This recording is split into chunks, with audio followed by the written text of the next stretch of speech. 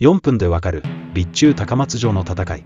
3、救援要請を受けた信長は5月7日、明智光秀などに救援に向かうよう指示しました。信長自身も後ほど救援に向かう予定でした。ですが秀吉のもとに救援がやってくることはありませんでした。6月2日、本能寺で信長が光秀に討たれたからです。秀吉はこの出来事を翌日知りました。